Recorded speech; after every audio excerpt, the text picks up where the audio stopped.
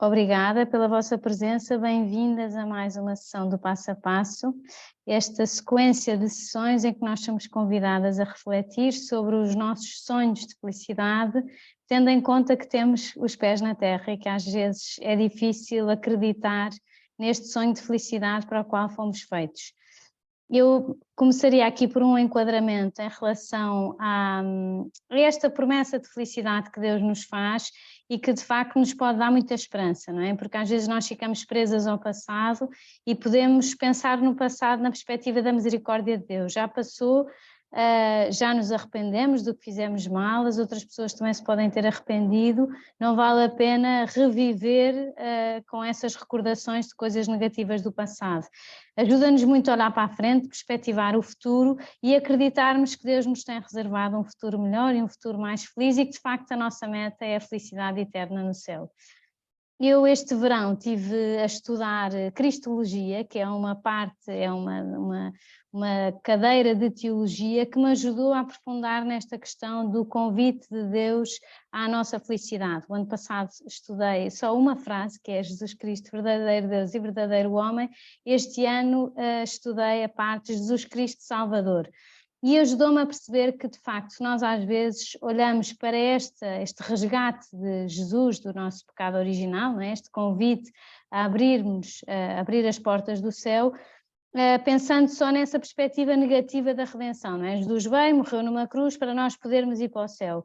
Mas a vertente positiva é muito mais profunda, que é esse convite à intimidade com Deus, é esse convite a nós sermos mais livres dessas coisas que nos atam aqui abaixo para termos uma liberdade para, não é? E aqui parece uma coisa só de palavras, não é? A liberdade em relação à liberdade para, mas de facto dá-nos um sentido muito mais profundo, porque não ficamos na questão só funcional da salvação dos nossos pecados e sim na perspectiva de nós podermos entrar desde já na intimidade do amor das três pessoas da Santíssima Trindade e que nos pode dar uma felicidade aqui na Terra, mesmo com uma vida difícil, e que nos abra uma felicidade muito maior no céu. Talvez este enquadramento possa parecer assim um bocadinho plástico para esta sessão, mas eu penso que depois pode dar alguma consistência à mensagem ao longo da sessão. Aproveito também para fazer uma revisão da sessão passada, em que fizemos a apresentação do programa, além da apresentação do feedback que tive das sessões do ano passado, não é? Que foi sobre os sacramentos e sobre as virtudes. Este ano detemos-nos a cabeça no céu, as bem-aventuranças, esse discurso de Jesus nas bem-aventuranças, e nos mandamentos, não é? Essa noção que nós temos de ter os pés na terra e que fazem parte da nossa estrutura enquanto seres humanos de querer fazer o bem e evitar o mal. Do ponto de vista das bem-aventuranças, também vou aprofundar porque hoje vamos nos deter na bem-aventurança, bem-aventurados os pobres em espírito, porque deles é o reino dos céus. E voltamos a considerar esta questão de que as bem-aventuranças são frases tripartidas, não é? Começa pelos bem-aventurados, felizes, não é? É um sinónimo de felizes, depois vem a situação na qual se encontram esses felizes, de pobreza de espírito, de aflição, de fome e sede de justiça, mas depois vem o motivo da bem-aventurança, que é introduzido pela conjugação porque, não é?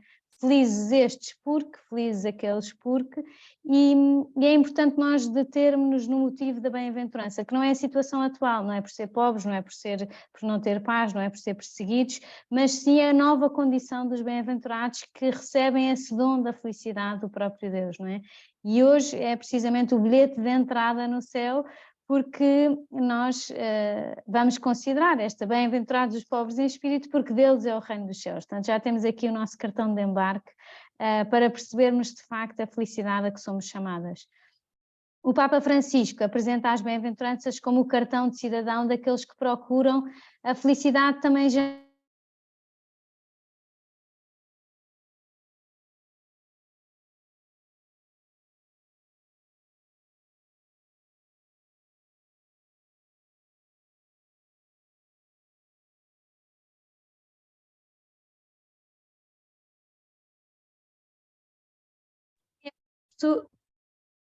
Eu acho que houve aqui alguma coisa com o meu microfone. Deixou de ouvir. E agora, já se ouve? Sim, Sim. Inês, agora ouve-se, Peço deixou de se ouvir na parte Já da se ouve? bem-aventurança. Sim, aventuranças foi a última palavra.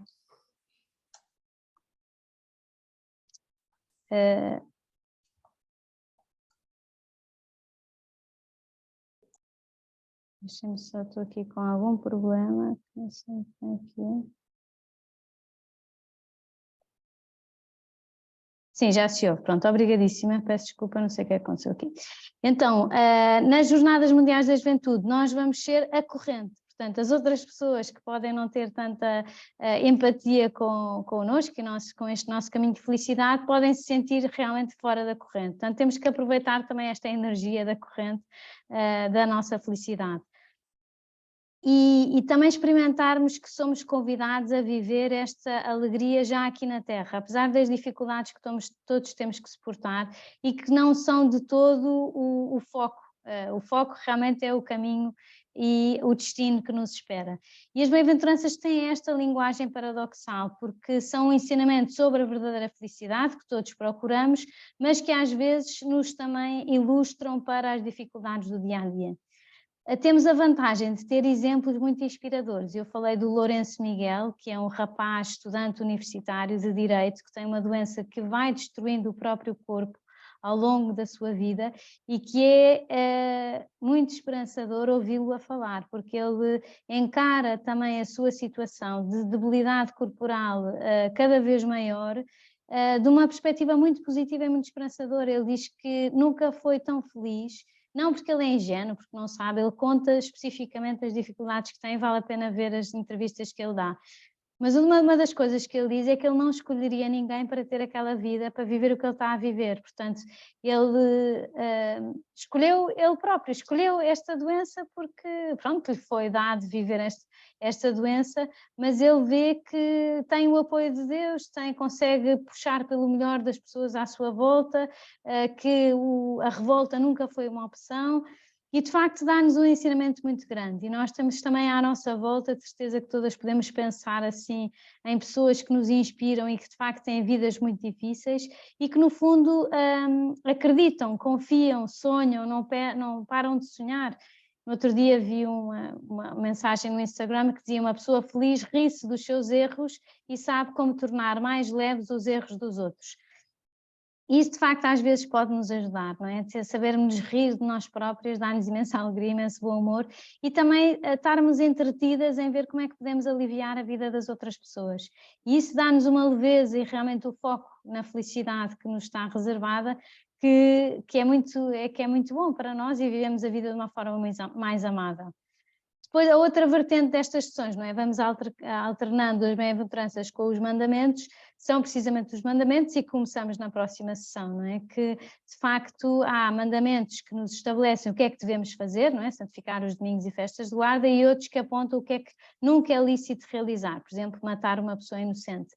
E estes indicam atos que são intrinsecamente maus em relação ao seu objeto moral, independentemente dos motivos ou intenções da pessoa que a realiza e das circunstâncias, não é? Matar uma pessoa é sempre mau e é sempre negativo, mas de facto também nos convidam a perceber que há uma lei moral natural inscrita no coração de cada homem, e há essa colaboração do coração, o coração que falámos também, que é o resumo, a fonte, a expressão e o fundo mais íntimo dos nossos pensamentos, que nos leva a querer fazer o bem e a evitar o mal. E também nos convida a libertar-nos dos motivos internos que às vezes nos impedem de decidir de uma maneira melhor. Portanto, aqui também temos nos mandamentos um grande apoio. Portanto, entrando aqui no nosso tema de hoje, que é o bilhete de entrada no céu, não é? Esta bem-aventurança que pode ser um bocadinho desconcertante, não é? Bem-aventurados os pobres em espírito, porque deles é o reino dos céus, e nós pensamos logo na pobreza material, e aqui nesta sessão vamos ver que há duas vertentes desta pobreza, a pobreza material e a pobreza espiritual. E de facto a pobreza material não está tanto na dimensão da nossa riqueza, nem é uma perspectiva económica, e isso também acho que pode ser bonito nós aprofundarmos aqui nesta sessão. E a pobreza espiritual também não é uma pessoa que não tem conteúdo, não tem horizonte, antes pelo contrário. A ideia que Jesus quer transmitir é que nós podemos ser suficientemente pequenos para que Jesus apareça na nossa atuação, não é? Diminuirmos para que Deus possa ocupar todo o espaço da nossa interioridade. E temos também em mente esta frase de Santo Agostinho, não é? Dá-me o que me pedes e pede-me o que quiseres. Também a Santa Teresa, acho que era Santa Teresa d'Ávila, que dizia que queria pôr tudo o que tem no pouco que faz. E, de facto, se nós vivemos de fé e damos tudo, embarcamos nesta aventura que somos chamadas, como foram os primeiros do Evangelho, não é? Os servos das bodas de Caná, que encheram as talhas de água, o São Pedro, que tinha estado toda a noite a pescar, e ele é que era o pescador, o profissional, mas Jesus disse-lhe, agora lança a rede para a direita e vais encontrar peixes. Ele podia dizer, mas isto não faz sentido, eu sou especialista, tive toda a noite, não vai funcionar, não vai funcionar. Mas deitou a rede e houve essa pesca abundante, não é? O rapaz que deu os 5 pães e os 2 peixes e que isso deu para alimentar uma multidão, de facto às vezes são coisas desconcertantes e inexplicáveis, mas o que se nos pede é que confiemos na ajuda de Deus e que nos deixemos surpreender por Ele, que tem um olhar muito mais amplo do que nós. E às vezes nós ficamos nas nossas misérias e podemos pensar que as misérias não são um obstáculo, são um caminho, não é? E é normal termos dificuldades, termos defeitos, termos quedas, mas pensarmos também que o cristianismo não é uma religião do esforço humano, é uma religião da graça divina. E isso dá-nos muita esperança, não é? Pensar que realmente se eu deixo Deus atuar, sou muito mais feliz do que se eu sou autossuficiente. E temos aqui o nosso bilhete de entrada deste caminho surpreendente da bem-aventurança e podemos nos perguntar aqui o que é que significa realmente esta pobreza. E eu, para enquadrar o tema da pobreza, recorria à virtude da humildade, que vem do latim humus, que é terra, e que significa inclinar-se para a terra, esta virtude. E trata-se de uma virtude que é fundamental nesta vertente de nos deixarmos levar por Deus, não é? Inclinarmos diante de Deus e diante de tudo o que há de Deus nas pessoas e à nossa volta, reconhecendo também a nossa pequenez, a nossa indigência em face da grandeza de Deus, não é? Aqui já começamos a vislumbrar o que é que significa esta pobreza. E de facto as almas santas sentem uma grande alegria quando se aniquilam diante de Deus, porque reconhecem que só Ele é que é grande e que em comparação com o que Deus nos promete, com as grandezas a que somos chamadas, os nossos sonhos puramente humanos realmente ficam muito pequeninos, não é? E é este aniquilamento que não nos reduz, antes pelo contrário, não nos empequenece, enobrece, dá-nos novas asas, dá-nos novos horizontes. E nós temos aqui um exemplo muito gráfico, é o de Nossa Senhora, não é? Que foi escolhida para a Mãe de Deus e proclamou-se imediatamente como escrava do Senhor. Eis aqui a escrava do Senhor, não é? Santa Isabel disse-lhe, bendita és tu entre as mulheres, e Nossa Senhora dispôs-se logo a servi-la. E aqui que nós vemos a grandeza do serviço, não é? E Nossa Senhora dizia que colaborou com a sua pequenez e o seu querer. Portanto, aqui nós podemos aprender a nossa pequenez e a nossa boa vontade e o nosso desejo de que este amor nos torne livres, dá-nos uma felicidade muito maior, não é? Eu via no outro dia uma frase que dizia: o amor torna livres os escravos e escravos os livres.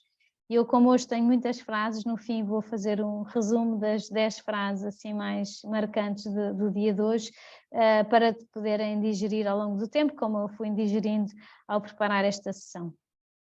Portanto, aqui estamos a aprofundar na questão dos pobres em espírito, não é? Pensando agora no tema do espírito. O espírito é o sopro de vida que Deus comunicou a Adão, é a nossa dimensão mais íntima, não é? A dimensão espiritual que nos torna verdadeiramente humanos, não é? E somos diferentes dos animais e das plantas também por esta dimensão espiritual que nos caracteriza.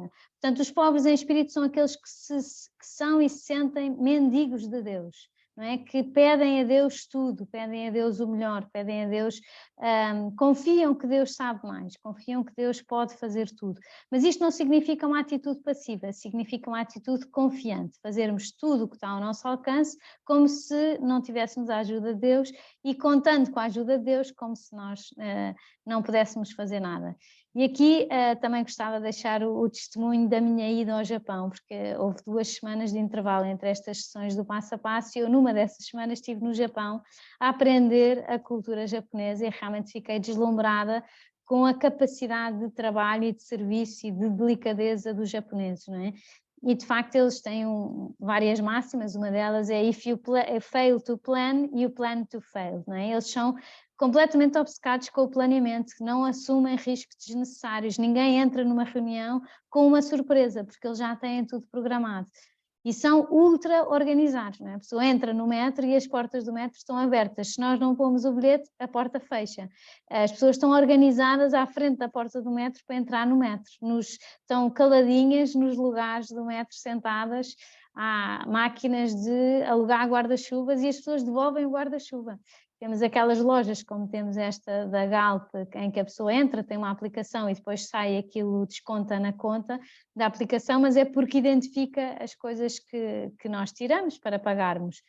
No Japão há essas lojas, mas a pessoa no fim registra aquilo que tirou e toda a gente confia. Portanto, há de facto uma cultura do dever e do serviço e do planeamento que faz com que eles sejam realmente muito profissionais e muito trabalhadores e muito um exemplo para nós. Depois tem o reverso da medalha, não é? Porque parece que a sociedade se apoia só nessa parte, porque por um lado é a sociedade, o país mais seguro do mundo, mas também o país onde há mais suicídios, não é? E aqui depois tem a outra vertente, que há um fenómeno que é o manga, que são aquelas bandas desenhadas japonesas, que para mim é assustador, porque contaram-nos que há uma feira anual com esses bonecos e bandas desenhadas e cromos e jogos e não sei o que é desse, relacionados com a banda desenhada, pela qual passam 500 mil pessoas em 3 dias, gastam rios de dinheiro naquilo.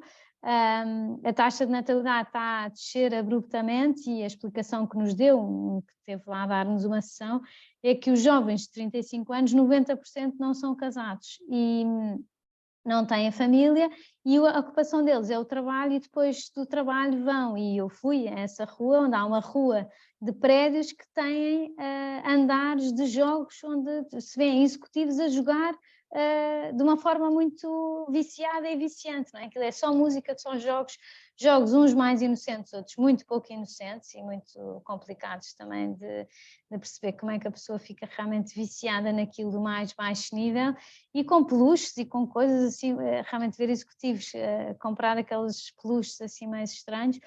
E de facto aqui o que é que nós percebemos? Que lhes falta talvez este mendigar Deus, não é? Porque se apoiam no seu planeamento, nos seus esquemas, nas suas coisas e podem realmente perder esta noção. Eu também não quero ser injusta, não quero generalizar, isto foi o que eu ouvi, foi o que eu vi, de certeza que há japoneses ótimos, muito melhores do que eu, e que temos muito a aprender, mas de facto é assustador ver a generalização desta cultura num país que tem 127 milhões de habitantes, não é? Portanto, também podemos aqui ocupar este tempo a rezar pelos japoneses e pedir também a sua conversão e que também lhes esteja reservada esta felicidade eterna.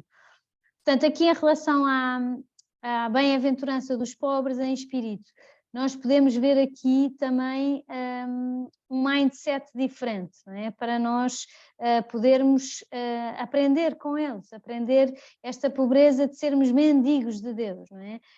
Às vezes é-nos dito que nós precisamos de ser famosos, temos que vingar na vida, que no fundo andamos todos em competição uns com os outros para sermos alguém, não é?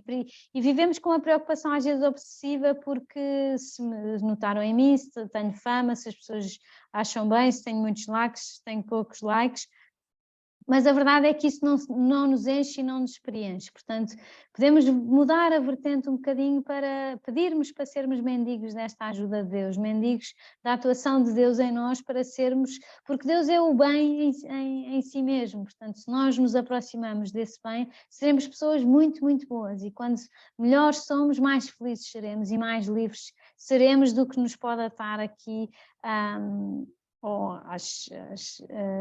às dificuldades aqui de baixo. Depois temos aqui as palavras mágicas, não é? Que o Papa fala muitas vezes destas palavras mágicas e que nos ajudam também a libertar-nos, a aceitarmos por um lado a nossa vulnerabilidade, percebermos que vivemos mal se rejeitamos os nossos próprios limites e a percebermos que realmente o orgulho de não pedir ajuda, de querer ser autossuficiente, de ter dificuldade em assumir os erros e pedir desculpa, só nos aprisiona, só nos dificulta este caminho, não é? E por isso o Papa fala de 3 palavras mágicas: com licença, obrigada e desculpa. E se calhar nós agora podemos refletir, e ao longo destas 2 semanas que nos separam do próximo passo a passo, exercitar um exame de consciência à noite e perceber quantas vezes é que eu disse com licença, obrigada e desculpa. E são palavras que vêm da pobreza de espírito, não é? Que nos ajudam a reduzirmos a nossa insignificância para que Deus possa atuar em nós, para que haja diálogo à nossa volta, para que nós possamos também facilitar a relação nossa com as outras pessoas, para que não nos deixemos levar pelo orgulho, não é? De não conseguir pedir desculpa, de não querer pedir ajuda, de não... E de facto nós às vezes cansamos de pedir perdão, e aqui podemos aprender com Jesus, que nunca se cansa de perdoar, não é? O Papa também diz isto muitas vezes. E o Papa diz: o cansaço de pedir perdão é uma doença horrível, não é? E de facto nós às vezes custa-nos e não faz muito sentido, porque é natural que nós tenhamos que ratificar e assim vamos elevando o patamar da nossa felicidade, porque nos vamos deixando também ajudar e estimular e melhorar com a ajuda de outras pessoas. Depois, porque é que é difícil pedir perdão, não é? Porque isso humilha a nossa imagem e nós consideramos pessoas VIPs, e de facto somos, não é? Jesus escolheu-nos para vivermos nesta terra, nestas circunstâncias, com estas pessoas, com estes amigos, neste contexto, e de facto temos tudo para ser super felizes. Mas também temos que querer essa felicidade, temos que escolher ser felizes, e há uma escolha que nos leva a uma felicidade mais genuína e outras escolhas que nos levam a uma felicidade menos genuína, não é? E esta pobreza de espírito que nos ajuda também a perceber que ser pobre é uma ocasião de graça, não é? Para não nos deixarmos levar pela fadiga do dia-a-dia, que nos vai desgastando, mas que não nos vai dando felicidade, não é? E é-nos dado esse direito de sermos pobres em espírito, porque esse é que é o caminho, não é? Em direção a Deus. E se nos sentirmos realmente vulneráveis, necessitadas de Deus, da ajuda de Deus, não querermos ser autossuficientes, eu é que sei, eu é que faço, eu é que mando, nós precisamos de tudo, somos mendigos e queremos realmente que Deus seja o protagonista da nossa vida. Não porque nós somos amorfas, porque somos parvinhas, porque somos pronto, mas de facto porque percebemos onde é que está a verdadeira felicidade e deixamos que Deus atue em nós. Depois temos aqui a questão económica, não é? E às vezes nós deixamos levar pelo poder, pelo dinheiro, pelo que é a fama, pelo que queremos levar desta vida, pelos bens que temos, às vezes deixamos-nos ofuscar por algumas coisas, cada pessoa também tem as suas coisas. Mas a verdade é que, e vi isto, também acho que foi num discurso do Papa, que dizia que nunca viu nenhum cortejo fúnebre com um caminhão de mudanças atrás, não é? Nós não vamos levar nada dessas coisas depois, levamos o bem que fizemos, levamos o bem que somos, não é? As pessoas boas que somos, e de facto é isso que nos leva ao céu. E não tanto o que temos, o que possuímos, a fama que conseguimos, não é? E aqui também vermos realmente se há alguma parte, agora pensando mais na pobreza material, que possa ser necessário que nós demos um passo em frente nesse sentido, não é? Conta-se que no século VII o imperador Heráclio entrou em guerra contra os persas para recuperar a cruz de Jesus, porque os inimigos tinham roubado de Jerusalém. E então ele próprio ganhou essa batalha, depois quis ser ele a levar a cruz. Mas a verdade é que ele não estava a conseguir, depois de ter conseguido ganhar a batalha, não estava a conseguir concentrar as suas forças para levar essa cruz. Portanto, foi-se libertando do manto, da coroa, da espada, do escudo, e no fim, quando só tinha a sua túnica, é que conseguiu realmente levar a cruz. E isto é uma imagem para nós percebermos que às vezes estas coisas que nos ocupam, a tecnologia, os bens, as férias, os likes, os telemóveis, pronto, toda a pobreza, a riqueza, a fama, podem se converter num grande obstáculo, porque retiram espaço a Deus e acrescentam inquietação à alma. E nós todas conseguimos identificar esta inquietação que as coisas no mundo nos provocam, não é? Não porque ter bens seja uma coisa má, antes pelo contrário, é uma coisa ótima, temos a vida muito facilitada em relação aos primeiros homens aqui na Terra, mas se lhes damos demasiada importância, se a nossa felicidade radica aí, passamos a depender dessas coisas em excesso e esquecemos de qual é que é o nosso foco, de qual é que é o nosso destino. Pronto, agora vou fazer aqui a interrupção da praxe, não é? Porque tenho a versão do Zoom que é gratuita e saímos todas do Zoom e voltamos a entrar e damos continuidade aqui à sessão. Portanto, vou interromper a gravação e interromper também a sessão e depois entramos todas no mesmo link. Basta fazer isto, está bem? Obrigada.